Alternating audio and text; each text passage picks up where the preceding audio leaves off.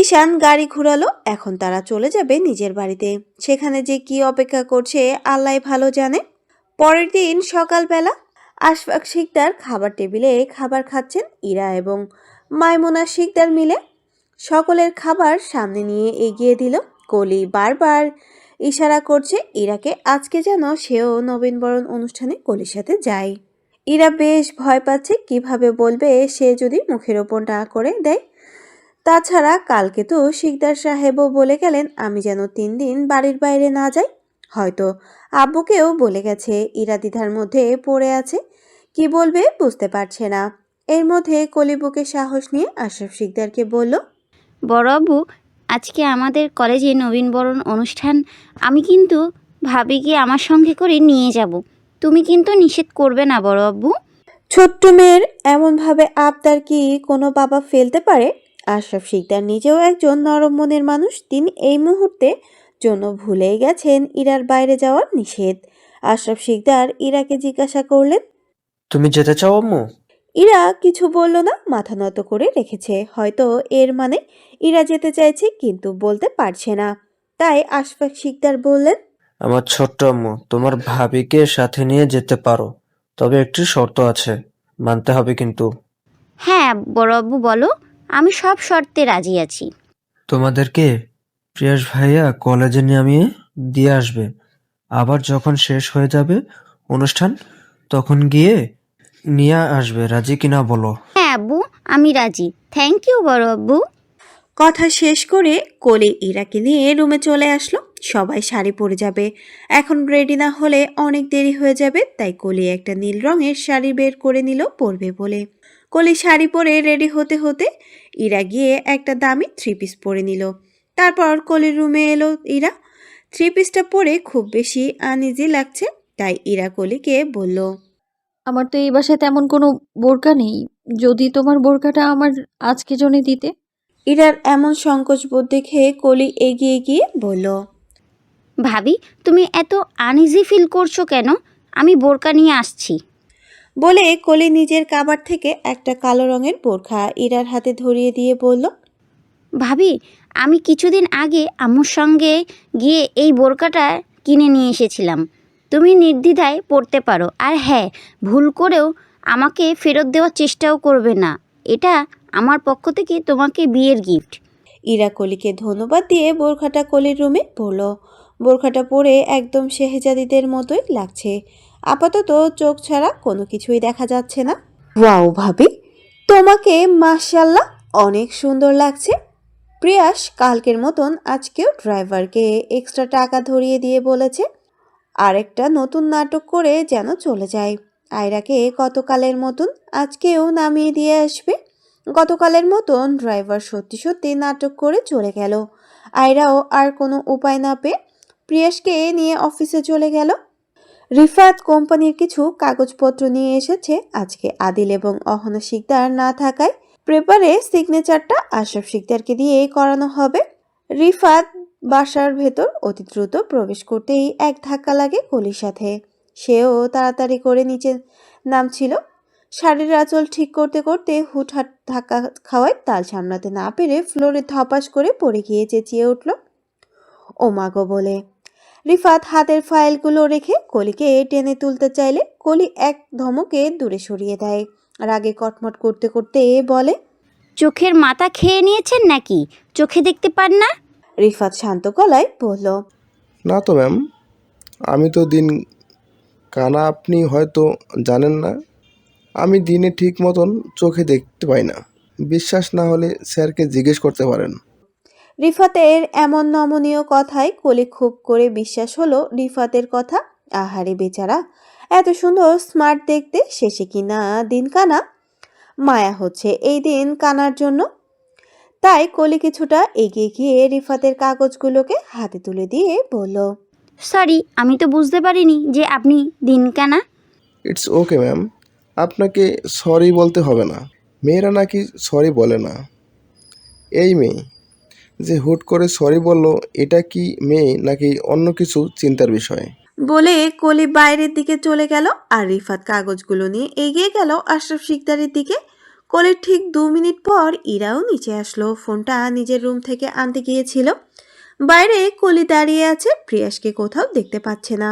Prius কোথায়? বাগানে দাঁড়িয়ে থাকা মালি বলল, হ্যাঁ, মালি কাকা, প্রিয়াস ভাইয়াকে কোথাও দেখেছেন? স্যার তো ঘন্টাখানেক আগে দলা ম্যাডামের সাথে কইরা নিয়ে কই যেন গেল। ও আচ্ছা। কলি ডাকলো মাইমুনা শিকদারকে। ডাকার সাথে সাথে মাইমুনা শিকদার চলে আসলেন। কলি বলল, প্রিয়াস ভাইয়া তো বাড়িতে নেই, কিভাবে যাব আম্মু? তুমি দাঁড়াও, আমি ভাইজানকে বলছি আমাদেরকে কলেজের সামনে নামিয়ে দিয়ে আসতে। আপনি না দিনকানা, তাহলে কিভাবে পৌঁছে দিবেন আমাদেরকে? বলেই মাইমুনা শিকদার হাঁটলেন আশরাফ শিকদারের রুমের দিকে। আশরাফ শিকদার এবং রিফাত কাজ করছে। মাইমুনা শিকদার রুমে গিয়ে বললেন, পিয়াস তো বাসায় না ভাইজান, ওদের নামিয়ে দিয়ে আসলে ভালো হতো। কলেজের নবীনবরণ অনুষ্ঠান শুরু হয়ে গেছে। আশরাফ শিকদারের সাথে দেখা করতে ঘন্টাখানেক পর লোক আসবে। এখন গেলে কিভাবে হবে? তাই আশরাফ শিকদার রিফাতকে বলল ওদেরকে কলেজে পৌঁছে দিয়ে আসতে। রিফাত কোনো কথা না বলে চলে গেল নিচে। বাইরে যাওয়ার মাঝে দেখা হয় ইরার সাথে। রিফাত ইরাকে, আসসালামু আলাইকুম ভাবি, কেমন আছেন? জি ভাইয়া, ভালো আছি। আপনি কেমন আছেন? আলহামদুলিল্লাহ ভাবি, ভালো আছি। স্যারের তো ইম্পর্টেন্স কাজ আছে, আমি আপনাদেরকে কি নামিয়ে দিয়ে আসবো? কলি বিরক্ত নিয়ে বলল। আপনি তো দিনকানা, কার মুখ দেখছেন? রিফাত দুষ্টু হাসি হেসে বলল, আরে ম্যাম, কোনো সমস্যা হবে না। আমি যে মোটা চশমা পরছি, এতে করে 10 মাইল দূর পর্যন্ত খুব ভালো করে দেখতে পারি। নির্ভয়ে আসতে পারেন। রিফাত গাড়ি নিয়ে বেরিয়ে পড়ল পেছনের সিটে। ইরা এবং কলি বসে আছে। গাড়ির ছোট কাচের মধ্যে কলির ছোট মুখটাকে রিফাত বারবার লক্ষ্য করে দেখছে। দেখতে কি ওয়াও! প্রায় ঘন্টাখানেক পর চলে আসে কলেজের সামনে। রিফাত কলি আর ইরাকে নামিয়ে দেয় আর বলে, আমি ঘন্টাখানেক পর আপনাদেরকে নিয়ে আসবো ভাবি। একা বসাই যাবে না, ভাইয়া জানতে পারলে অনেক রাগ করবে। রিফাত কলেজের সামনে নামিয়ে দিয়ে গাড়ি নিয়ে চলে আসলো শিকদার মহলে। কলি আর ইরা ভেতরে প্রবেশ করবে। ঠিক তখনই পেছন থেকে একটা চেনা কণ্ঠের ডাক শুনে ইরা পেছনে তাকাতেই দেখে ইয়ান রোশন। ইয়ান রোশন এগিয়ে গেল ইরার দিকে, সাথে কলি তাড়া দিচ্ছে ভেতরে যাওয়ার জন্য। ইয়ান রোশন খুব আবদার করে ইরাকে বলল, আমি আপনার সাথে একটু কথা বলতে চাই, প্লিজ, ইম্পর্টেন্স কথা। কলি ইয়ান রোশনের দিকে হাত দিয়ে ইশারা করে ইরাকে জিজ্ঞাসা করলো। ইয়ান রোশন ইরার আগেই বলে দেয়, আমি ওনার কাজিন হই। তুমি ভেতরে যাও, কিছুক্ষণ পর তোমার ভাবিকে তোমার কাছে পৌঁছে দিয়ে আসবো। কলি যেতে না চাইলে ইরা স্বাভাবিকভাবে বুঝিয়ে বলে। তুমি যাও, আমি কিছুক্ষণের ভেতরে চলে আসছি। রোশন ইরাকে বলল, পাশেই একটা রেস্টুরেন্ট আছে, তোমার কোনো সমস্যা না হলে আমরা ওইখানে গিয়ে বসি।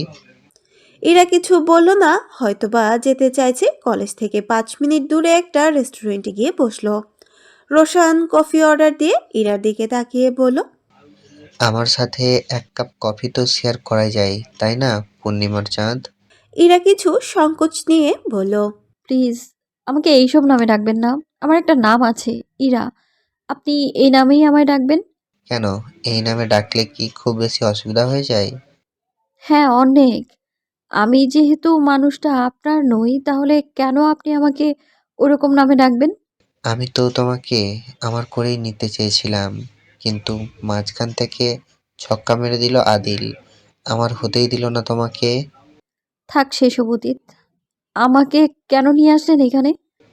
কিছু বলতে চাই তোমাকে, তোমার স্বামীর বিষয়ে। ওনার বিষয়ে কোনো কিছু শুনতে আমি আগ্রহী নই। যদি বলি তোমার বোনের বিষয়ে কিছু বলতে চাই আমি। ইরা বেশ অবাক হয়ে দেখলো রোশনকে। সে কি করে জানে তার একটি বোন ছিল? ইরা বেশ রাগান্বিত আর ভয়ঙ্করভাবে বলল, মানে কি বলতে চাইছেন আপনি? তেমন কিছুই না, আমার মনে হয় তোমার ব্ল্যাক রোজ ভয়ঙ্কর বাড়িটা থেকে ঘুরে আসা উচিত। সেখানে তুমি চাইলে অনেক রহস্যের কুপকাত করতে সক্ষম হবে। আই মিন, তোমার স্বামীর ভয়ঙ্কর অতীত সম্পর্কে জানতে পারবে। যদি অতীতটা আমার স্বামীর সম্পর্কে হয়, তাহলে আমি বলবো সেসব বিষয়ে আমি কোনো কিছু জানার ইচ্ছে পোষণ করছি না। তবে যদি হয় আমার আপুর বিষয়ে, তাহলে সেটা অন্য বিষয়। আর যদি কোনোভাবে আমার আপুর সাথে মিলে মিশে যায়, তবে আমি কাউকেই ছাড়ব না। একেকজনকে একেকভাবে ভয়ঙ্কর মৃত্যুর স্বাদ গ্রহণ করিয়ে ছাড়ব আমি। তোমার ভাই ঈশান কাজটা ঠিক করলো মিসেস আদিল? মানে? আমার ছোট বোনকে জোর করে নিয়ে বিয়ে করেছে। ওর কি জানের মায়া নাই? ও জানে না কার কলিজায় হাত দিয়েছে? ভাইয়া কাকে বিয়ে করছে? মনে হচ্ছে কোনো কিছুই জানো না। আমি সত্যিই কিছু জানি না। ভাইয়া কাকে বিয়ে করছে বলবেন প্লিজ? আমার ছোট বোন জুথিকে। ইরার মাথায় যেন আকাশ ভেঙে পড়ল। রোশন কিভাবে তার ভাই হয়? জুথি তো বলতো সে একমাত্র মেয়ে, তার কোনো ভাই বোন নেই। তাহলে কি জুথি মিথ্যা কথা বলতো? কিন্তু কেন? আমার থেকে লুকালো কেন? ইরা বেশ কৌতূহল নিয়ে রোশনকে জিজ্ঞাসা করলো। আপনি মিথ্যে কেন বলছেন আমায়? যুথি তো আমাকে সবসময় বলতো সে একা, তার কোনো ভাই বোন নেই। তাহলে আপনি কেমন ভাই হন যুথির? মিথ্যে বলার একদম চেষ্টা করবেন না। রোশন বাঁকা হাসি হেসেই বলল, তোমাকে মিথ্যা কথা বলা ইম্পসিবল। সত্যিটাই বলবো, ভরসা রাখতে পারো। হ্যাঁ বলেন, আমিও সত্যিটাই শুনতে চাই। ইকবাল খান যিনি আমার বাবা প্রথমে, তারপর জুথির দাদা ভাইয়ের চাপে পরে ড্যাড আমার মমকে বিয়ে করেছিল। কিছু জুথির মম মানে আমার ছোট আম্মুর সাথে রিলেশন তখনও কন্টিনিউ ছিল। ড্যাড লুকিয়ে বিয়ে করেন জুথির মাকে।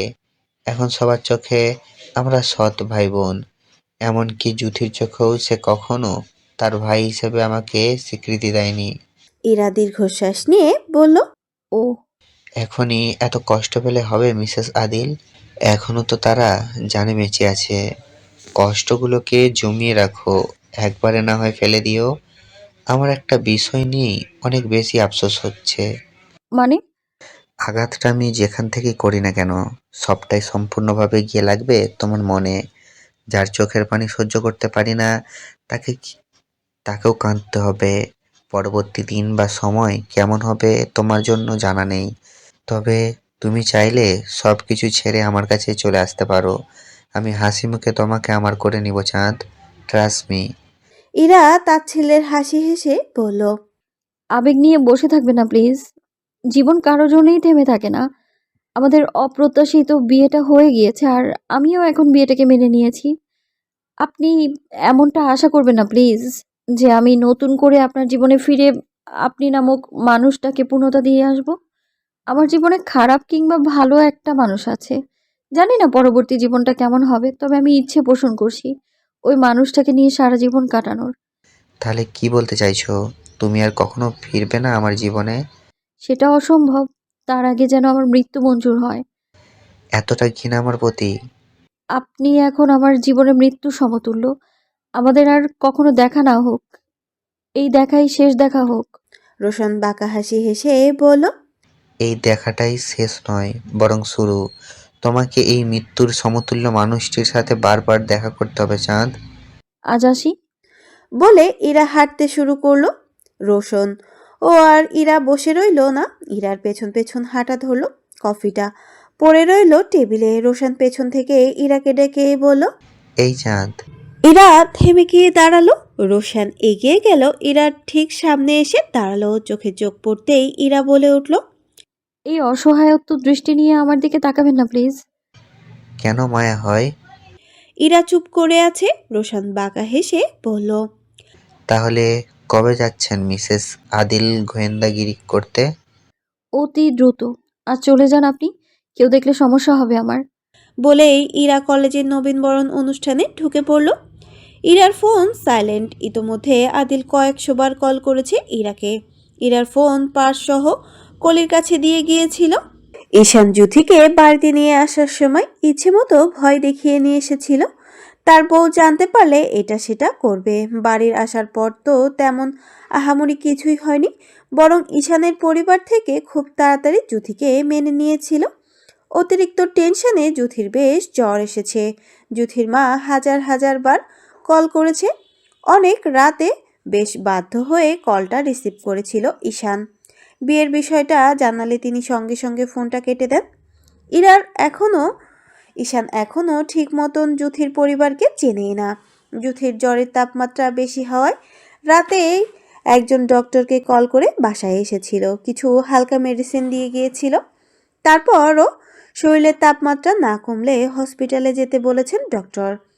ঈশানের মা সকাল সকাল স্যুপ আর কিছু ফল নিয়ে এসে জুথিকে খাইয়ে দিয়েছেন এবং ওষুধগুলাও।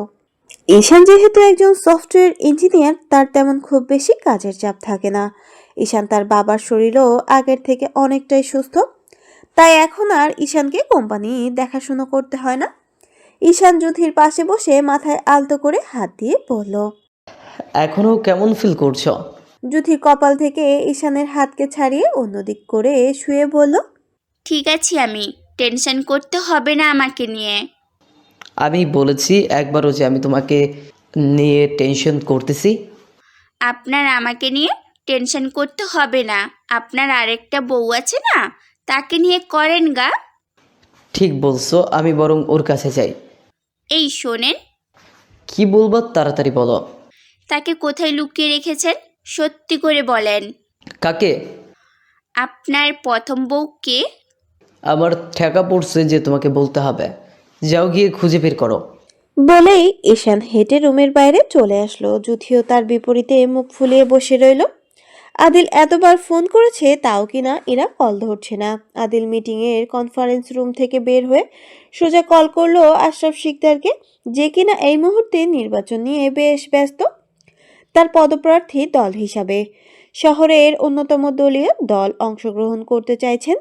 এর মধ্যে আদিল কল করছে, আশরাফ শিকদার কলটা কেটে দিয়ে আবারও নির্বাচনের দিকে মনোযোগ দিল। এর মাঝে আদিল আবারও কল করলে আশরাফ শিকদার বেশ বিরক্ত নিয়ে কলটা রিসিভ করে আশরাফ শিকদার বললেন। আমি একটা ইম্পর্টেন্ট মিটিংয়ে আছি, কিছুক্ষণ পর কল ব্যাক করছি। আদিল রাগে রি রি করতে করতেই বলল। এক্সকিউজ দেওয়া বন্ধ করো ড্যাড, আমার বউ কই? আশরাফ শিকদারের মুহূর্তের জন্য ভুলেও গিয়েছিল আদিল তাকে বলেছিল কোনোভাবেই যেন ইরাকে বাড়ির বাইরে যেতে দেওয়া না হয়। ও মাই গড, এখন কি বলবে এই ছেলেকে? আশরাফ শিকদার আমতা আমতা করে কিছু বলবেন তার আগেই অপর প্রান্ত থেকে আদিলের ভয়ঙ্কর চিৎকার করার আওয়াজ ভেসে আসে। আমি তোমাকে বলেছিলাম ড্যাড, ওই মেয়েকে কোনোভাবেই বাড়ির বাইরে যেতে দিও না। তুমি কি করেছো এটা? কুল ডাউন মাই সান, আমি দেখছি। যে কোনো সময় যে কোনো জায়গা থেকে ইরার উপরে অ্যাটাক হতে পারে। তাড়াতাড়ি আমাদের লোক পাঠাও, আমি আসি ইমিডিয়েটলি। মাই সান, শান্ত হও, আমি দেখতেছি। আপাতত কিছুক্ষণের জন্য আমার উপর ভরসা করো। তোমার আনামতের খেয়ানত আমি করব না। Promise my son, please relax, give me one hour. Adil Ashraf শিকদারের ফোনটা কেটে ইরার ফোনের লোকেশনটা ট্যাগ করলো।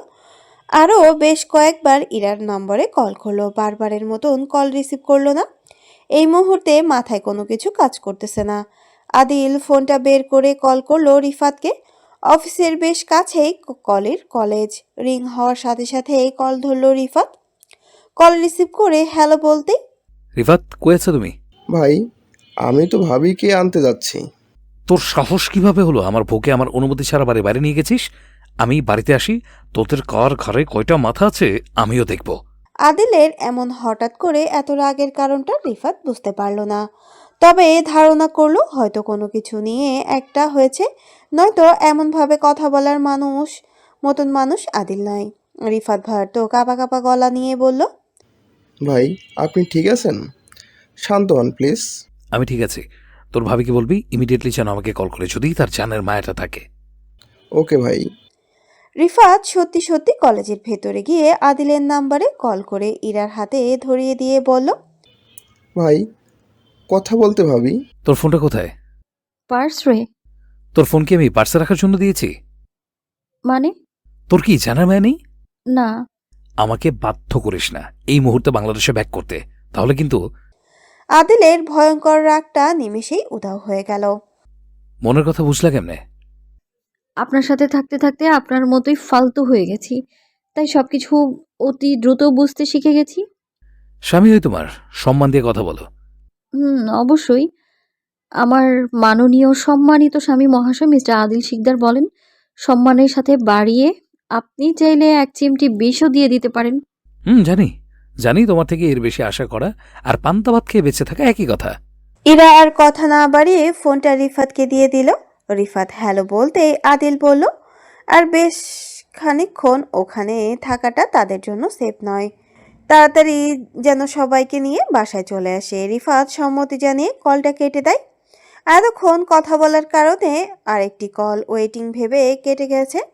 রিফাত কল লিস্ট চেক করে দেখে আশরাফ শিকদার কল করেছে। রিফাত কল ব্যাক করে ফোনটা কানে নিতেই আশরাফ শিকদার কর্কশ গলায় বললেন, এত কার সাথে লাইন মারো? তোমার আজকে খবর আছে, আগে বাসায় আসো।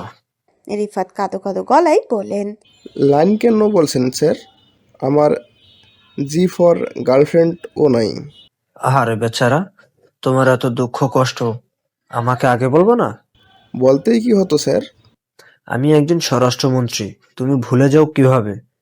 তোমাকে সারা জীবন সিঙ্গেল রাখার দায়িত্ব শুধুই আমার। না, এ হতে পারে না, আমি বিশ্বাস করি না। আজকে সকাল সকাল যে কার মুখ দেখে উঠেছিলাম, তোমার মুখটা দেখছি, বিধায় দিন এক খারাপ গেল। কি বলছেন এসব? কলির কথা এড়িয়ে ইরাকে উদ্দেশ্য করে বলল, ভাবি, ভাইকে না বলে বাইরে আসার জন্য ভাই অনেক রেগে আছে। চলেন বাসায় চলে যাই। ওকে। 10 তলা ভবন জুড়ে আয়রার কোম্পানি, তার অফিস রুম 8 তলায়। আজকে প্রিয়াসকে সাথে করে অফিসে নিয়ে এসেছে। প্রিয়াসের আপাতত কোনো কাজ নেই আয়রাকে দেখা ছাড়া। প্রিয়াস মনে মনে ভাবছে সে বরং আয়রার কোম্পানিতে একটা জব নেক। চাকরির অজুহাত মাত্র বসে বসে তো এই রাত পরিটাকে অন্তত দেখা হবে। রাত 10টার পর রোশনের বলা কথা নিয়ে ইরা এখনো প্রতি মিনিট প্রতি সেকেন্ড ভাবছে, যদি সত্যিই তার বোনের মৃত্যুর সাথে কোনোভাবে জড়িয়ে পড়ে এই বাড়ির সদস্য, তখন কি হবে? এমনকি যদি আদিলও জড়িয়ে পড়ে। ফ্ল্যাশব্যাক, আজ থেকে 10 বছর আগের ঘটনা। ইরার বয়স যখন 7 বছর, তখন ইরার বড় বোনের বয়স 16 বছর। আজাদ চৌধুরী তখন ছিলেন ছোট্ট একটা গ্রামের বাসিন্দা। তখন তাদের এতটাও আরামের জীবন ছিল না। আজাদ চৌধুরী শিক্ষিত, আদর্শবান একজন মানুষ ছিলেন। তাদের অভাবটাও ঘরের মাঝে করার নাড়লেও সম্মানে এক চিলতে পরিমাণ দাগ ফেলতে পারেনি। আজাদ চৌধুরীর বড় মেয়ে আদ্রিতা চৌধুরী, আদ্রি, সবাই ভালোবেসে আদ্রিতা বলেই ডাকে। ছোটবেলা থেকেই আজাদ চৌধুরী হাতে কলমে ধরে পড়াশুনো করিয়েছেন। আদ্রিতার পড়াশোনার পাশাপাশি তার সৌন্দর্যের বাহ্যিকতা জড়িয়ে পড়ে সারা গ্রাম জুড়ে। আদ্রিতা কেবল এসএসসি পরীক্ষা দিয়েছে, রেজাল্ট বের হয়ে হবে কিছুদিনের মধ্যে। এর মাঝে মাঝে প্রায় প্রতিদিন ঘটকদের আনাগোনা দেখা যেত। আজাদ চৌধুরী মুখের ওপর সবাইকে নিষেধ করে দিতেন, তাদের মেয়েকে তারা অল্প বয়সে বিবাহ দেবেন না, উচ্চশিক্ষায় শিক্ষিত করবেন। গ্রামের মানুষের বাঁকা দৃষ্টি কুনজর শিকার হতো প্রায় প্রতি মুহূর্তেই আদ্রিতা। একসময় বেশ বিরক্ত হয়ে বাড়িতে থেকে বের হওয়া বন্ধ করে দেয় আদ্রিতা। আজাদ চৌধুরী নিজেও ভাবলেন সে চাকরিটা কোনোভাবে ট্রান্সফার করে অন্য কোথাও চলে যাবেন। এর মধ্যে আদ্রিতা তার ফলাফল ঘোষণা করেন, যেখানে আদ্রিতা ফার্স্ট ডিভিশন নিয়ে বেশ ভালো ফলাফল করে। সারা গ্রাম শহরে ছড়িয়ে পড়ে আদ্রিতার এই ফলাফল। শহরের উচ্চ কলেজ থেকে অ্যাডমিশন নিয়ে আসা হয় তার জন্য। আজাদ চৌধুরী অত্যন্ত আনন্দিত হয়। সপ্তাহ খানেক পর ঢাকা মেডিকেল কলেজে ভর্তি করা হয় আদ্রিতাকে। প্রতিদিন বাড়িতে আসা যাওয়া করতে আদ্রিতা বেশ হিমশিম খেয়ে যেত। তাই আজাদ চৌধুরী ডিসিশন নেন যে আদ্রিতাকে কলেজ হোস্টেলে ভর্তি করবেন, আর তিনি অতি দ্রুত আদ্রিতার কলেজের আশেপাশে বউ বাচ্চা নিয়ে শিফট হয়ে যাবেন। এইভাবে চলতে থাকলো দিন। দেখতে দেখতে 6 মাস কেটে গেল। আজাদ চৌধুরী এর মাঝে কোনো রকমভাবে স্কুলের চাকরিটা পরিবর্তন করতে পারলেন না। তাই তিনি ডিসিশন নিলেন চাকরিটা আর করবেন না। মেয়ের কলেজের আশেপাশে গিয়ে থাকবেন বাসা নিয়ে, আর ছোটোখাটো একটা চাকরি করবেন। ইরার ভাবনার মাঝেই কল আসে। ফোনে একটা সুন্দর রিংটোন ভেসে আসছে। ইরা ফোনটা রিসিভ না করে গান শুনতে লাগলো, ভালোবাসবো বাসবো রে বন্ধু তোমারই দহনে। ইরা রাগী কণ্ঠে বলল, এত রাতে কল করেছেন কেন? তুমি এখনো ঘুমাওনি কেন? আমার ইচ্ছে হয়নি তাই ঘুমাইনি। আপনি কেন ঘুমাননি? তুমি ঘুমাওনি তাই। তোমাকে মিস করছি বউ। তো আমি কি করব? একটু ভিডিও কল দাও। ব্লক করে দেব কিন্তু। ইরা আদিল দুজনে বেশ কিছুক্ষণ চুপ করে রইল। এর মাঝে ইরা নিজের কৌতূহল দূর করার জন্য আদিলকে জিজ্ঞাসা করলো, একটা কথা জিজ্ঞেস করব? হুম। আপনার বয়স কত? আর আপনি কোন বিষয় নিয়ে পড়াশোনা করতেন? বয়স দিয়ে কি হবে? আমি তো বুড়ো হয়ে যাইনি, তাই না? আমি সায়েন্সের স্টুডেন্ট। আপনি ইউএসএ কবে গিয়েছিলেন পড়াশোনা করতে? মানে ইন্টার পরীক্ষা দেওয়ার পর নাকি আগে? ইন্টারের আগে। হঠাৎ করে এইসব জিজ্ঞেস করছো কেন? কিছু হয়েছে? না, তেমন কিছু নয়। আপনি আমার স্বামী। আপনার সম্পর্কে আমার সবকিছু জানা কর্তব্য, তাই আর কি।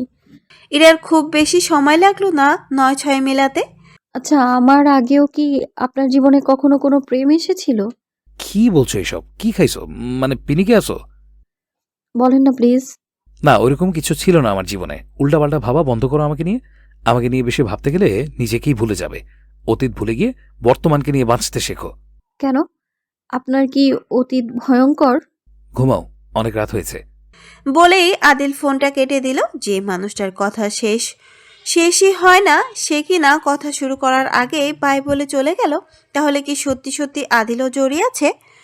পরের দিন সকালবেলা ইরা মায়মুনা শিকদারের সাথে হাতে হাতে সব কাজ শেষ করে রুমে আসার সময় তাকে বলে এসেছিল। ছোট আমি কিছুটা অসুস্থতা ফিল করছি। আমি কিছুক্ষণ ঘুমিয়ে নিই প্লিজ। কেউ যেন আমায় ডাকাডাকি না করে। একটু খেয়াল রাখবেন প্লিজ। আচ্ছা তুমি যাও। ইরা নিজের রুমে এসে দরজা আটকে ফোন করলো জুথির নাম্বারে। বেশ কয়েকবার রিং হতেই কল রিসিভ করলো জুথি। অচেনা নাম্বার, তাই অপর প্রান্তে জুথি সালাম দিয়ে হ্যালো বলতেই ইরা বলল, কেমন আছিস ইরা? তাছাড়া তুই ফোন কোথায় পেলি? আরে শান্ত হ। আস্তে আস্তে আমি সব বলছি। ভাইয়া কোথায়? এখানেই আছে। ফোনটা ভাইয়ার কাছে দে জুথি। জুথি ফোনটা ঈশানের দিকে এগিয়ে দিতেই ঈশান ফোনটা হাতে নিয়ে কথা বলে ইরার সাথে। হ্যাঁ বোন বল। ভাইয়া আমাকে একটু বাসা থেকে বের করবা প্লিজ। আমি আব্বুর সাথে দেখা করতে যাব। অনেক মিস করছি ওনাদের। ঈশান শান্ত গলায় বলল, আরে বোনু, তুই তো আঙ্কেলকেই বলতে পারিসনি, উনি নিয়ে আসবে তোকে। ভাই তুমি কেন বুঝতেছো না? আব্বু আম্মু তো আমাদেরকে এখনো মেনে নেয়নি। তাছাড়া ওনার মতো একজন সম্মানিত মানুষকে আমি কখনোই আমার পরিবারের সামনে অপমানিত হতে দেখতে পারবো না। আব্বু ভীষণ রেগে আছে আমার উপর। তুমি একটু আসবা প্লিজ। জ্যোতিকে সাথে করে নিয়ে এসো ভাইয়া প্লিজ। বোনের এমনভাবে আকুতি মিনতি দেখে না করতে পারল না ঈশান। তাই ইরাকে সান্ত্বনা দেওয়ার জন্য বলল, ঘন্টাখানিক পর আসতেছি বোনু। ওকে। কথা শেষ করে ঈশান কলটা কেটে দিল আর জুথিকে বলল রেডি হওয়ার জন্য। এখন তারা বের হবে। জুথিও আপত্তি করলো না, হয়তো ইরা বলেছে যাওয়ার জন্য। জুথি উঠে রেডি হয়ে নিল। রিফাত কোম্পানির কাজে যখন তখন বাসায় আসে আশফাক শিকদারের সাথে দেখা করতে। আশফাক শিকদার প্রিয়াসকে কয়েকবার বলেছিলেন রিফাতের সাথে অফিসে যাওয়ার জন্য, সে যাবে না। তাকে জোট করাটাও বোকামি। আশরাফ শিকদার অনেকটাই ব্যস্ত নির্বাচন নিয়ে। সামনেই নির্বাচন, হাতে গোনা মাসখানেক আছে। রিফাত আশফাক শিকদারের জন্য ড্রয়িং রুমে অপেক্ষা করছে। কলি বসে বসে টিভি দেখছে। রিফাতকে দেখে তার দুষ্টু বুদ্ধি মাথায় আসলো, তাই রিফাতের দিকে এগিয়ে গিয়ে বলল, কেমন আছেন মিস্টার দিনকানা? হাই, আল্লাহ কাকে কি বলেছি, দেখা হলেই কিনা সে কানা বলে ডাকে। রিফাত রাগে কসকস গলায় বলল, ম্যাম, দয়া করে কানা বলবেন না আমাকে। নিশ্চয়ই আমি এতটাও অন্ধ নই। আর আমি অন্ধ হলে নিশ্চয়ই আপনার বাবা চাচারা আমাকে বসে বসে বেতন দিত না, তাই না? আমাকে এভাবে বলছেন কেন? আপনি তো বললেন যে আপনি দিনকানা। আরে ম্যাম, ওইটা তো মজা করে বলছি। আমি কি জানতাম নাকি আপনি মজা বোঝেন না? আমাকে ইনসাল্ট করলেন কেন? এতটা সাহস হয়নি ম্যাম আমার। তারপরও যদি আপনার মনে হয় আমি আপনাকে ইনস্ট্যান্ট করেছি, তাহলে আমি দুঃখিত। আশফাক শিকদার আস্তে ধীরে এসে বসলেন রিফাতের পাশে। রিফাতকে উদ্দেশ্য করে বললেন, তোমার জন্য একটা পাত্রী দেখতেছি। রিফাত খুশিতে গদগদ হয়ে বলল, সত্যি স্যার? হ্যাঁ, মেয়েটা দেখতে কেমন? সে সুন্দর আছে, তবে একটি সমস্যা আছে। কি সমস্যা? রিফাত কপাল কুঁচকেই বলল, একটু চোখে কম দেখে, মানে রাতে চোখে কম দেখে।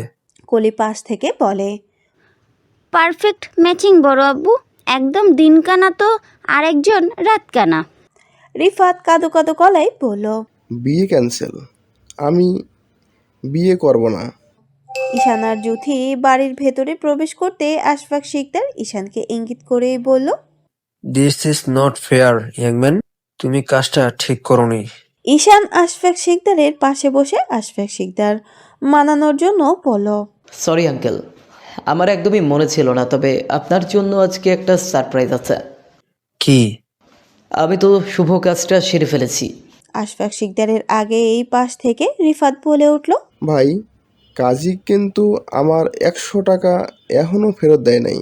চুপ শালা ফকির, এরা কোথায়? ভাবি তো রুমে। জুথি উঠে কলির সাথে সাথে ইরার রুমে গেল। ইরার দরজার সামনে গিয়ে কড়া নাড়তে ইরা দরজাটা খুলে দিল।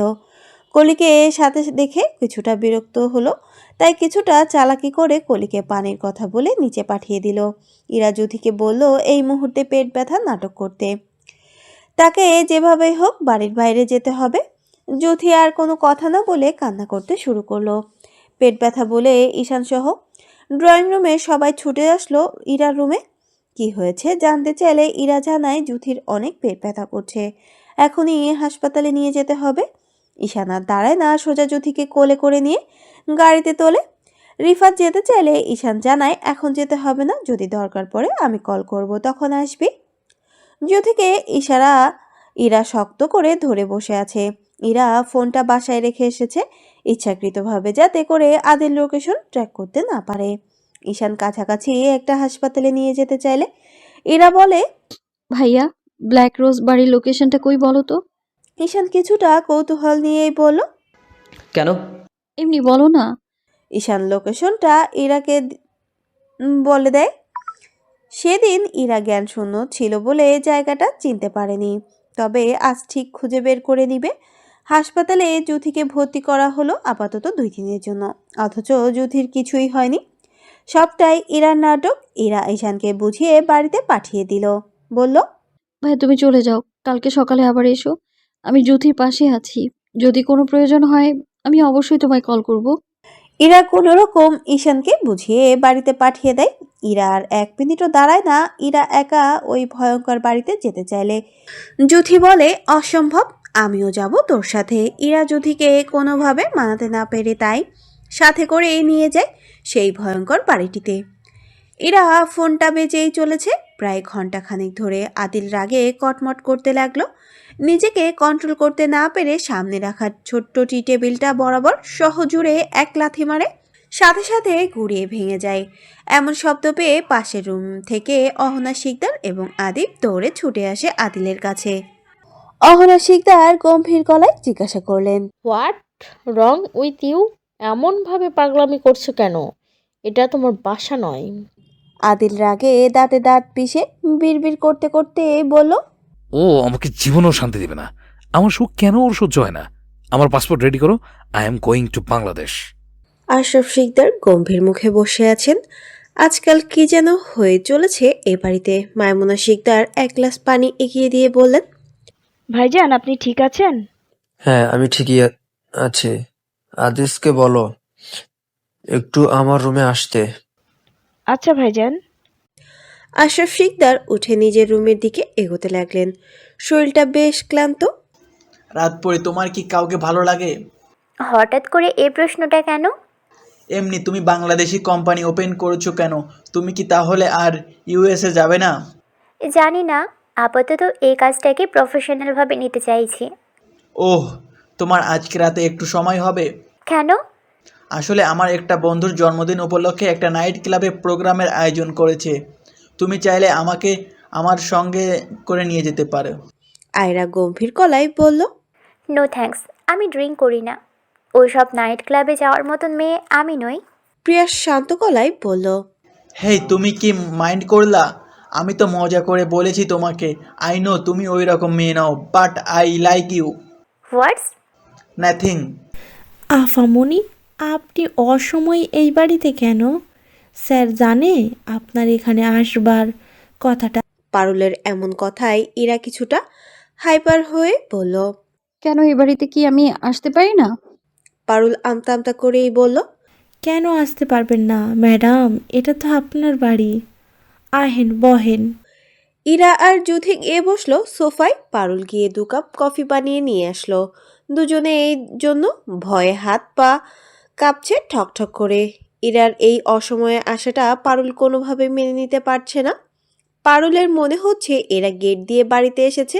গেট দিয়ে বাড়িতে আসেনি, গেট দিয়ে আসলে তো রতন বাড়িতে ঢুকতেই দিত না। এরা কফি খেতে খেতে পারুলকে বেশ ভালো করেই লক্ষ্য করলো।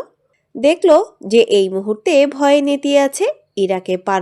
ইরা পারুলকে ডেকে পাশে বসিয়ে জিজ্ঞাসা করলো, তুমি কি সত্যি 10 বছর ধরে এই বাড়িতে আছো, নাকি মিথ্যে বলেছিলে আমায়? পারুল ভয়ে ভরকে গিয়ে জড়সড় হয়ে চোখের পানি ছেড়ে দিয়ে বলল, ম্যাডাম আমি কিছু জানি না, বিশ্বাস করেন। পারুল অতিরিক্ত ভয় পেয়ে মুখ ফসকে কথাটা বলে দিয়েছে। পারুল কথাটা ঘোরানোর আগেই ইরা জিজ্ঞাসা করলো, কি জানো না তুমি পারুল? ম্যাডাম আমি সত্যি কিছু জানি না, বিশ্বাস না হইলে রতন মিয়ারে যেই গান। রতন কি তাহলে সবকিছু জানে পারুল? অহনা শিকদার কল করলেন আশরাফ শিকদারকে। অতিরিক্ত রাগের আগুন্বিত হয়ে কটমট করতে করতেই বললেন, ইরাকে বাইরে যেতে অ্যালাউ করেছো কেন তুমি? আশরাফ শিকদার যথেষ্ট রাগী এবং গম্ভীর গলায় বললেন, মানুষ মনে হয় না আমাকে? তোমাদের মা ছেলের মতন পাষণ্ড নই আমি। মেয়েটার বোনের মতন বন্ধু অসুস্থ, তাই তার সাথে হসপিটালে গিয়েছি। তাতে কার কি এমন সমস্যা হয়েছে? How dare you! তোমার সাহস হয় কিভাবে আমার সাথে চোখ গরম করে কথা বলার? মেয়েটা যদি হসপিটালে যায় তাহলে তো সব চুকেই গেল। আর যদি হসপিটাল বাদ দিয়ে ছুটে গোয়েন্দাগিরি করতে যায় তখন কি হবে? এইসব শুনে আমার কি লাভ? যে ভুল করেছিল তাকে বোঝাও। ভুল করেছে, শাস্তি তো তাকে পেতেই হবে, আগে কিংবা পরে। সব ভুলের ক্ষমা হয় না, অহনা। চুপ করো তুমি। আমি ছেলে না, কোনো ভুল করেছে আর না করবে। অতীতে সব ভুলে যাও। সেই অতীত ভুলার নয়, অহনা। আশরাফ শিকদার কলটা মুখের ওপর কেটে দিলেন। কিছু সময় চুপ করে বসেছিলেন, তারপর আস্তে আস্তে নিচে চলে যান। রিফাত শিকদার মহলে এসেছে আশরাফ শিকদারের সাথে দেখা করতে। এর মাঝে কলি পেছন থেকে ডেকে বলল, এই যে দিনকানা মানে রিফাত, কোথায় যাচ্ছেন? রিফাত গম্ভীর গলায় বলল, উপরে স্যারের রুমে। কলি রিফাতকে ওপর থেকে নিচ পর্যন্ত ভালোভাবে দেখে নিল আর মজার ছলে বলল, আচ্ছা রিফাত, কানা আপনি কি রিলেশন করেন? না, রিলেশন করি না, আর করবো না। ডিরেক্ট বিয়ে করব। কাকে বিয়ে করবে? বড় আব্বুর পছন্দ করা মেয়েটি কে? হ্যাঁ, কেন? কারণ সে রাত কানা আর আমি দিন কানা, পারফেক্ট ম্যাচিং। বিয়ে করলে আমি ওই মেয়েকেই করব। কোনো প্রয়োজন নেই। ওই মেয়ে দেখতে ভালো না, দেখতে বাজে, সুন্দর না। বাই দেবে, আপনাকে আমার ভালো লাগে। রিফাত অবাক নয়নে কলির দিকে তাকিয়ে সঙ্গে আস্তাগফিরুল্লাহ পড়ে নিল আর বলল, একদম বাজে লাগে। কলি বিরক্ত চোখে রিফাতের দিকে তাকিয়ে বলল, তার মানে আপনি বলতে বা বোঝাতে চাইছেন যে আমি দেখতে অতটাও সুন্দরী নই? রিফাত আমতা আমতা করেই বলল, ওই রকম কিছুই না। আপনার সাথে কি আমাকে যায়? একটিবার ভেবে দেখুন, কই আসমানের চাঁদ আর এই বালুর কণা। আমাদের দূরত্বটা আকাশ ছোঁয়া। এই দূরত্ব কাটিয়ে কখনো পূর্ণতা পাওয়া সম্ভব নয়। কলি স্বাভাবিকের ন্যায়, ভালোবাসা এত কিছু জেনে শুনে হয় না। ভালোবাসা থাকলে দূরত্বটা কিছুই না। প্লিজ আমাকে একটিবার ভালোবাসেন, আমাকে ফিরিয়ে দিয়েন না। আশরাফ শিকদার আস্তে ধীরে এগুলেন ড্রয়িং রুমের দিকে। কারোর উপস্থিতি বুঝতে পেরে কলি আর রিফাত বেশ কিছুটা দূরত্ব নিয়ে দূরে চলে গেল। আশরাফ শিকদার এগিয়ে এসে বসলেন সোফায় আর কলিকে বললেন, আম্মু, আমাকে এক গ্লাস পানি দাও তো। হ্যাঁ বড় আব্বু, আসছি। বলে কলি ছুটে গেল পানি আনতে। আশরাফ শিকদার কিছুটা সংকোচ নিয়ে রিফাতকে বলল, একটা অনুরোধ করব বাবা। এ কী সব বলছেন স্যার? অনুরোধ কেন? আপনি আদেশ করবেন আমাকে। খুবই জরুরি একটি বিষয়। আমাদের পুরনো যে ব্ল্যাক রোজ বাড়িটা আছে, ওখানে কিছু বডিগার্ড পাঠাও বাড়ির চারপাশে নজর রাখার জন্য। কেউ যাতে ভুল করেও বাড়ির ভেতরে প্রবেশ করতে না পারে। ঠিক আছে স্যার, আপনি একদম টেনশন করবেন না। আমি সব কিছুর ব্যবস্থা করছি। কথাটা শেষ করে রিফাত উঠে চলে গেল। কলি যে তার পাশে ছিল সে দেখেও না দেখার মতন চলে যাওয়াতে কলি বেশ দুঃখ পেল। আশরাফ শিকদার উচ্চ সুরে ডাকলেন আদিশ শিকদারকে। এবং ওনার ওয়াইফ মাইমুনা শিকদারকে ডাকার সাথে সাথে তারা হাজির হলো আশরাফ শিকদারের সামনে। আশরাফ শিকদার গম্ভীর গলায় বললেন, প্রিয়াস কোথায়? আদি শিকদার হয়তো জানেন না, কোম্পানির কাজের জন্য বেশ ছোটাছুটি করতে গিয়ে বাড়ির তেমন খোঁজ খবর নিতে পারছেন না ছেলে মেয়েদের। আদি শিকদার মাইমুনা শিকদারকে উদ্দেশ্য করে জানতে চাইলেন। মাইমুনা শিকদার মাথা নত করেই বললেন, পিয়াস তো আয়রাকে অফিসে নামিয়ে দিতে গিয়েছে। আশরাফ শিকদার গম্ভীর গলায় বললেন, প্রিয়াস ফিরলে আমার রুমে অবশ্যই পাঠিয়ে দিবে মনে করে। আচ্ছা ভাইজান। অহনা শিকদার ঘন্টা খানেকের মধ্যে সমস্ত মিটিংয়ের কাজ ইমিডিয়েটলি শেষ করলেন। সাথে আদিব তো আছেই। আদিল কোনো রকম কনফারেন্স রুমের মিটিংটা শেষ করেছে। অহনা শিকদারের জোরাজুরিতে আদিল মিটিং শেষ করে আর দেরি করলো না, সোজা এয়ারপোর্টের উদ্দেশ্যে বের হয়ে গেল। ইতোমধ্যে অহনা শিকদার সবার টিকিটের ব্যবস্থা করে রেখেছেন। আদিল এক মনে বসে বসে ভাবতে শুরু করছে ইরাকে নিয়ে। যেই চোখে আমার জন্য ভালোবাসার সৃষ্টি হয়নি, সেই চোখে আমাকে ঘিরে ঘৃণা আমি সহ্য করতে পারবো না। বিশাল এক এই ভয়ঙ্কর রুমের ভেতরে 4টি মানুষের নিঃশ্বাস ছাড়া কোনো শব্দ পাওয়া যাচ্ছে না। ইরা চারপাশটা ভালোভাবে দেখে নিল। সামনে এই রতন মিয়া দাঁড়িয়ে, যার এই মুহূর্তে ভয়ে হাত পা কাঁপছে। মাথা নুয়ে দেখেছে, চোখে চোখ ফেলে তাকাতে পারছে না। হয়তো এখানে ইরার আসার কারণটা আন্দাজ করে ফেলেছে। ইরা রতনকে শান্ত গলায় জিজ্ঞাসা করলো, আচ্ছা রতন মিয়া, আপনাকে আমি কি বলে সম্বোধন করব? রতন ভয়ে ভয়ে বলল, ম্যাডাম, আপনি এটা কি কোন? আপনারা আমার মালিক আর আমি চাকর, আপনি আমার নাম ধরেই ডাকেন। এটা কিভাবে সম্ভব? আপনি তো আমার থেকে বয়সে অনেক বড়। চাচা বলে ডাকি বরং আপনাকে। রতন মাথা নেড়ে সম্মতি দিল। এই বাড়িতে তো তেমন কিছু নেই, তাই না চাচা মিয়া? হো ম্যাডাম। তাহলে আপনি 25 বছর ধরে কেন এই বাড়িটাকে পাহারা দেন? না না ম্যাডাম, আমি তো বাড়ি পাহারা দেই না। আমি তো একজন দারোয়ান, সামান্য একজন কর্মচারী। এই বাড়িতে তো তেমন কোনো কিছু নাই যে পাহারা দিতে হবে। শুধুমাত্র বাড়িটা দেখতে একটু ভুতুড়ে টাইপের আর কি। হতে পারে। বিশেষ করে নেব আপনার কথাটা। ইরার এমন চতুরতা দেখে রতন মিয়ার ভয়টা যেন বেড়ে দ্বিগুণ হতে শুরু করলো। রতন মিয়া আমতা আমতা করেই বলল, হো ম্যাডাম, বিশ্বাস করতে পারেন। ঠিক বলেছেন আপনি। বিশ্বাস করে ঠকার থেকে বিশ্বাস করে মরা ভালো, তাই না?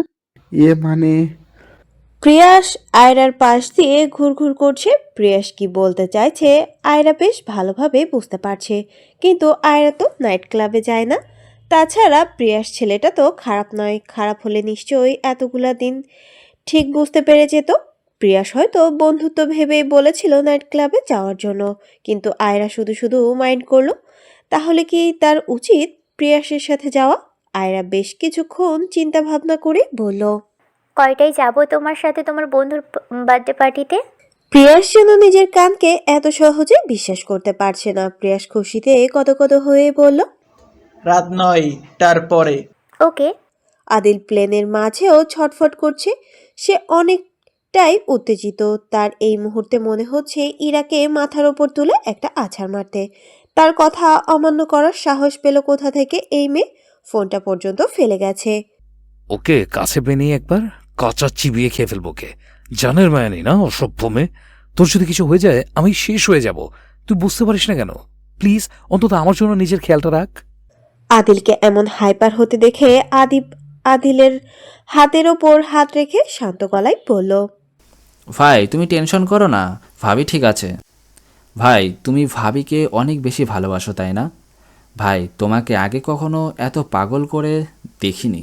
আদিল অসহায় দৃষ্টিতে বাইরের দিকে বেশ কিছুক্ষণ তাকিয়ে রইল। তারপর আদিবের কথার উত্তর করে বলল, আমার জীবনে আসা প্রথম নারী ইরা, আমার ভালোবাসার মানুষটি ইরা। কখনো ভাবিনি এমন অদ্ভুত ভয়ঙ্করভাবে এই মেয়ের প্রেমে পড়ে যাব। এই প্রেমের শেষ কি আমার জানা নেই, তবে আশা রাখছি ইনশাল্লাহ সুন্দর হবে। আশরাফ শিকদার বিকেলে বসে বসে কফি খাচ্ছেন, আর আদি শিকদার খবরের কাগজ পড়ছেন আর কফি খাচ্ছেন। এর মাঝে আয়রা এবং প্রিয়েশ বাড়ির ভেতর প্রবেশ করে। আয়রা ওনাদেরকে দেখেও না দেখার মতন করে ওপরে চলে যায়। প্রিয়াস ওপরে চলে যেতে চাইলে আদি শিকদার ডেকে বললেন, এই ছেলে এখানে আসো। প্রিয়াস আদি শিকদারের ডাকে এগিয়ে গিয়ে আশরাফ শিকদারের পাশে গিয়ে বসলো। তার আদি শিকদারকে উদ্দেশ্য করে বলল, কিছু বলবা ড্যাড? আদি শিকদার গম্ভীর গলায় বললেন, কই থাকো সারাদিন তোমরা? দেখাই পাওয়া যায় না।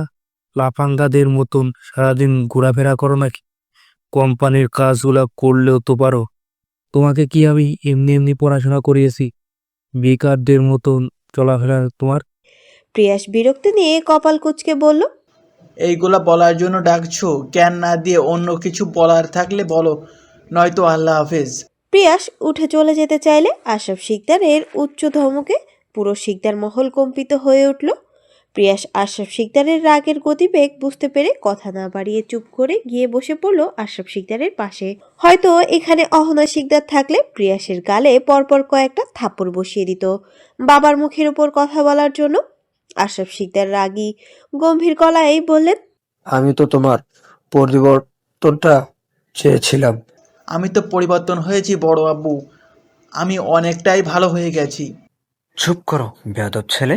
তুমি এখনো ওই বাড়িতে যাও কেন? কি এমন কারণ যে তোমাকে ওই বাড়িতে যেতেই হয়? প্রিয়াস আমতা আমতা করে বলল, আরে বড় আব্বু, তুমি ভুল বুঝতেছো।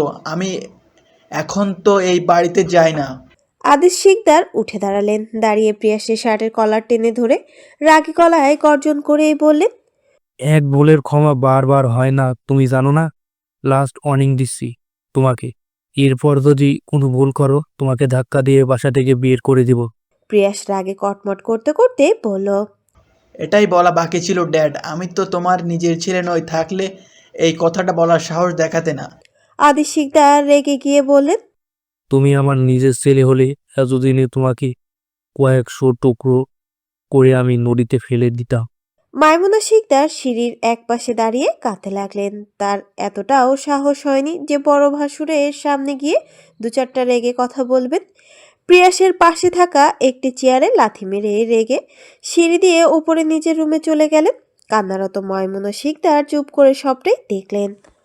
রাত ৮টার পর ঈশান কাউকে কিছু না বলে হসপিটালে জুথিয়ার ইরার জন্য খাবার নিয়ে এসেছে। আশ্চর্যভাবে ঘন্টা খানেক ধরে তাদেরকে খুঁজতেছে, কোথাও না পেয়ে সোজা কাউন্টারে গিয়ে সিট নম্বর বললে তারা জানায় তারা তো ভর্তি করার 10 মিনিট পরেই বের হয়ে গেছে, আর আসেনি।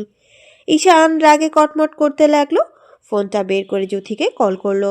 অবাধ্য মেয়ের মতন যদি কলটা রিং হলো কিন্তু কেউ রিসিভ করলো না, তাই বাধ্য হয়ে ইরার নম্বরে কল করলো ঈশান। ইরার নম্বরে কল করতেই কলটা রিসিভ হলো। ঈশান বেশ কিছু রাগে মেজাজ দেখিয়ে বলল, বনু কোথায় তুই? অপর প্রান্ত থেকে ভেসে আসলো পুরুষালী শক্তপোক্ত কণ্ঠের মানবকে, যে এই মুহূর্তে রাগে রিরি করে বলছে, ঈশানের বাচ্চা, আমার বউ কই? এটার ফোনটা তাহলে কি বাসায়? ফোনটা কে রিসিভ করলো? আদিল নয় তো? আদিল তো আমেরিকা, কালকে আসবে। আমি কি ভুল শুনলাম তাহলে? ঈশানের ভাবনার মাঝেই আদিল আবারও চিৎকার করে বলে উঠল, আমার বউ কই? না না, এটা তো সত্যি আদিল। এখন কি বলবো আমি যে আমার বউ অসুস্থ, আমি তাকে নিয়ে হসপিটালে এসেছি। এখন তাদের দুইজনকেই খুঁজে পাচ্ছি না। এরকম বললে আদিল যে খবর করে ছাড়বে। ঈশান স্বাভাবিকভাবে বলল, আমি কিভাবে জানবো তোর বউ কোথায়? ঈশানের বাচ্চা, মিথ্যা কথা বলিস আমাকে, তোরা এক লাথি মেরে ছাদ থেকে ফেলে দেবো। এই আমিও তোর জন্য ছাদেই অপেক্ষা করছি। আমি কিন্তু ভীষণ রেগে আছি। সত্যি করে বল, আমার বউ কই? মনে হয় জাহান্নামে আছে। তুই গিয়ে বরং একটু খুঁজে দেখে আয়। শালা ইয়ার কি মারছিস? তবে রে, আমি আসতেছি, দাঁড়া। আদিলের রাগের গতিবেগটা বুঝতে পেরে ঈশান শান্ত গলায় বলল, আরে ভাই, আমি সত্যিই জানি না তোর বউ কোথায়। আমি তো আমার বউকেও খুঁজে পাচ্ছি না। তুই কোথায় এখন? সত্যি করে বল। আমি হসপিটালে দাঁড়িয়ে আছি। তুই যদি নাম্বারটা আমাকে সেন্ড কর, আমি লোকেশন খুঁজে বের করছি। ওকে। বলেই ঈশান জুথির নাম্বারটা আদিলকে সেন্ড করলো। আদিল সাথে সাথে লোকেশন ট্র্যাক করে দেখতে পারে তারা সেই ভয়ঙ্কর বাড়ির আশেপাশে আছে। আদিল আর 1 মিনিটও দাঁড়ায় না, ঈশানকে লোকেশনটা পাঠিয়ে দিয়ে এবং আসতে বলে। প্লিজ একবার খাও, এগুলো খেলে নেশা হয় না, ট্রাস্ট মি। না, আমি ড্রিঙ্কস করি না, আপনি খান। আরে বেবি, কিছুই হবে না, প্লিজ একবার ট্রাই তো করে দেখো। নো থ্যাঙ্কস, আপনি ওখান থেকে একটা জুস নিয়ে আসুন। আয়রার বলার সাথে সাথে প্রিয়াস গিয়ে একটা স্পাইসি জুস নিয়ে আসে। এনে আয়রার হাতে দিতে আয়রা জুসটা হাতে নিল, একটু একটু করে খাওয়া শুরু করলো। প্রিয়াস বারবার আয়রাকে দেখছে। প্রতিবারের তুলনায় ড্রেসটা বেশ ছোট, শরীরের কিছু জায়গা স্পষ্টভাবে বোঝা যাচ্ছে।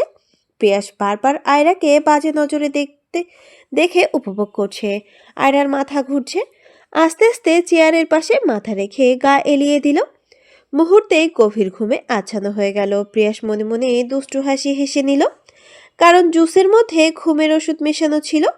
প্রিয়াস কয়েকটা বন্ধু এগিয়ে আসলো আয়রার দিকে বাজেভাবে স্পর্শ করতে গেলে প্রিয়াস এক ঝটকায় সবাইকে দূরে ফেলে দেয়। দাঁতে দাঁত পিষে বলে, এইটা আমার পাখি, হাত লাগালে জানে মেরে দিব, দূরে থাক। প্রিয়াস 1,00,000 টাকার একটা বান্ডিল হাতে ধরিয়ে দিয়ে বলল, জন্মদিনের নাটক করার জন্য ধন্যবাদ, কিন্তু ভুল করেও এই মেয়ের দিকে তাকালে শেষ করে দেব। প্রিয়াসের পাশে থাকা একটা ছেলে বাঁকা হাসি হেসে বলল, আরে বন্ধু, রেগে যাচ্ছিস কেন? তুই তো একটু পর থেকেই মজা নিবি। চল আজকে একসাথে নেই। She is very hot and sexy. ছেলেটার কথা শেষ হওয়ার আগে প্রিয়াস ছেলেটার নাক বরাবর একটা ঘুষি মারে। সাথে সাথে ছেলেটা ফ্লোরে গড়িয়ে পড়ে, নাক ফেটে রক্ত পড়তে শুরু করে। প্রিয়াস চিৎকার করে বলে, খা নির্পোলা, তোর সাহস কেমনে এত বড় কথা বলার? তোর জানের মায়া নাই পিয়াস, আবার ও ছুটে ছেলেটাকে মারতে। কিন্তু আশেপাশে সবাই থাকায় প্রিয়াসকে কোনোভাবে আটকে দেয় আর বলে, থাক বন্ধু, ও ভুল করে ফেলেছে। তুই এখন মেয়েটাকে নিয়ে এখান থেকে যা। প্রিয়াস ছেলেটাকে ধাক্কা মেরে দূরে সরিয়ে দেয়। আয়রাকে কোলে তুলে নিয়ে বের হয়ে যায় নাইট ক্লাব থেকে। বলে বাইরে রাখা গাড়ির ভেতরে আয়রাকে শুয়ে দিয়ে প্রিয়াস গাড়ি ড্রাইভ করে। এখন উদ্দেশ্য হচ্ছে নিরিবিলি কোনো জায়গা যেখানে পার্সোনাল মোমেন্ট এনজয় করা যায়। ইরা আর জুথি মিলে পুরো বাড়িসহ আশেপাশের সবকিছু ভালোভাবে খুঁজে দেখেছে, তেমন কিছু চোখে পড়েনি। রতন মিয়া গেটের সামনে দাঁড়িয়ে সবটাই দেখছে। তার মুখে ছিল এক অদ্ভুত হাসি, যে হাসিতে অনেক রহস্য লুকিয়ে আছে। তাহলে কি কোনো কিছুই নেই এ বাড়িতে? ইরা চুপ করে বসে আছে। জুথি ইরাকে উদ্দেশ্য করেই বলল, আমরা তো পুরো বাড়ির সব কিছুই দেখলাম, কিন্তু রতন মিয়ার ঘরটা তো দেখলাম না। এমনও তো হতে পারে ওনার মুখের হাসি আর ঘরের ভেতরের কোনো রহস্য আছে। ইরা অদ্ভুত হাসি হেসেই বলল, ঠিক বলেছিস, আমার খেয়াল ছিল না। তাহলে চল। কথা শেষ করে জুথি আর ইরা রুম থেকে বের হবে, তখন দেখতে পায় বাইরের দিকে আলো। জানালা দিয়ে তাকাতেই দেখে বড় একটি গাড়ি। ভেতরে কে আছে দেখা যাচ্ছে না। দারোয়ান হাত দিয়ে বারবার ইশারা করছে ভেতরে আসতে নিষেধ করেছে। দারোয়ানের কথা শেষ হতে না হতেই আরেকটি গাড়ি এসে সেই গাড়িটাকে ইরা বেশ ভালোভাবে চিনে। এইটা তো আদিলের গাড়ি। সবাই একসাথে এই বাড়িতে কি করছে? দারোয়ান গেট খুলে দিলে দুইটি গাড়ি ভেতরে প্রবেশ করে। প্রিয়াস ইতোমধ্যে ভয়ে নেতিয়ে গেছে। আদিল গাড়ি থেকে আগে বের হয়ে প্রিয়াসের গাড়ির সামনে গিয়ে দাঁড়ায় এবং বের হতে বলে। আদিল খুব ভালো করে জানে প্রিয়াস এ বাড়িতে আসার উদ্দেশ্য ভালো নয়, তাই আদিল প্রিয়াসকে গাড়ি থেকে নামতে বলে। তাই প্রিয়াস আদিলের সামনে গিয়ে দাঁড়িয়ে বলে, আরে তুই এমন করিস কেন? শান্ত হ। এত রাতে তুই এখানে আসছিস কার পারমিশন নিয়ে? গাড়িতে কি আছে? কাকে নিয়ে এসেছিস এই বাড়িতে? আদিল একটানে গাড়ির দরজা খুলে ফেলে। গাড়ির ব্যাক সিটে তাকাতে আয়রাকে দেখে। এই মুহূর্তে আদিলের ইচ্ছে করছিল প্রিয়াসকে কুপিয়ে হত্যা করতে, কিন্তু আদিল নিজের রাগকে কন্ট্রোল করে আয়রাকে কোলে তুলে নিয়ে বাড়ির দিকে হাঁটলো। প্রিয়াসকে তো ছাড়া যাবেই না কোনোভাবে, তাই সাথে করে বাড়ির ভেতর নিয়ে আসলো। সবকিছুর আগে আয়রাকে তো ঠিক করতে হবে। এতক্ষণে সবকিছু ইরা আর জুথি দেখলো। তার মানে 3 পশু মিলে একটি মেয়ে। ছি ছি ছি। ইরার গা গুলিয়ে এলো ঘৃণায়। ইরা শক্ত করে জানালার গ্রিল ধরে দাঁড়িয়ে আছে। শুধু যে ইরার রাগ হচ্ছে এমনটা নয়, জুথিও বেশ রাগ হচ্ছে। প্রায় 10 মিনিট পর প্রিয়াস, ঈশান, আদিল ওপরের রুমে আসলো। আয়রাকে বিছানায় শুয়ে দিয়ে প্রিয়াসকে হুঙ্কার দিয়ে বলল আদিল, এই যাত্রায় তোর আর বাঁচা হলো না। আজরাইলের সামনে পড়ে গেছিস ভুল করে। জান কবচ না করে কিন্তু আমি যাচ্ছি না তোকে। ভয়ঙ্কর ভাবে হাসি হেসে বলল আদিল। আদিল রুমের এই সেদিন খুঁজলো ইরাকে। ইরাকে না পেয়ে ব্যালকনির দিকে এগোলো। আদিলকে দেখে জুথি আর দাঁড়ালো না, চলে আসলো ইরার পাশ থেকে। ইরাকে আদিল পেছন থেকে কয়েকবার ডাকলো, কিন্তু ইরা কোনো উত্তর করলো না। দেখে আদিল ইরার হাত ধরে নিজের দিকে ঘোরাতেই দেখে ইরা কাঁদছে। কেন কাঁদছে জিজ্ঞাসা করলে ইরা কিছু বলে না। আদিল ইরার চোখের পানি মুছে দিতে গেলে ইরা শক্তপোক্ত গলায় চোখের পানি ছেড়ে বলে উঠল, এখনো সময় আছে শিকদার সাহেব, নিজের ভুলগুলোকে স্বীকার করুন, নয়তো আপনার বুকে ছুরি চালাতে আমার কিন্তু বিন্দু পরিমাণও হাত কাঁপবে না। আশরাফ শিকদার অহনা শিকদারকে দেখে হতবাক হয়ে গেলেন। যেখানে তাদের কালকে বাংলাদেশে ব্যাক করার কথা সেখানে একদিন আগে ব্যাক করেছে। একদিন আগে করার মতো মানুষ তো অহনা শিকদার নয়, তাহলে কি কিছু হয়েছে?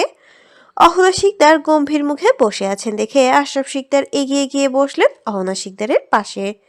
আশরাফ শিকদার অহনা শিকদারকে বললেন, কি হয়েছে রাগিনী, তুমি এত নার্ভাস কেন?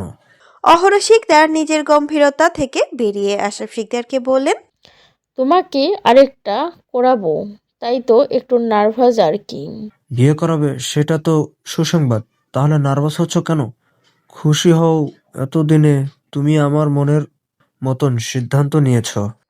অহনা শিকদার অবাক হয়ে তাকিয়ে রইলেন আশরাফ শিকদারের দিকে।